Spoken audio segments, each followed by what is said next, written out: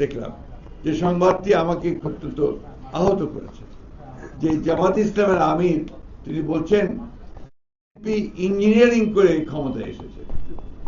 আমি এটা তীব্র নিন্দা জানাচ্ছি, প্রতিবাদ জানাচ্ছি, এবং তিনি বা তার দল যে কখনোই সুস্থভাবে চিন্তা করেন না তার প্রমাণিত হয়েছে।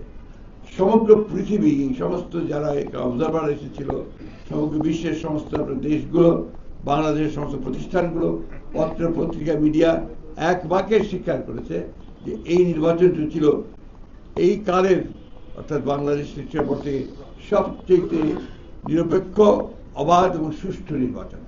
এবং সেই সুষ্ঠু নির্বাচনের মধ্য দিয়েই বিএনপি তার জনপ্রিয়তার মধ্য দিয়ে 213টি আসন লাভ করে সেই সরকার গঠন করার সুযোগ পেয়েছে। সুতরাং জামাতে ইসলামের আমিরের এই বক্তব্য আমি আবার আমার প্রত্যাখ্যান করছি, শুধু নয় নিন্দা জানাচ্ছি এবং ক্ষোভ প্রকাশ করছি।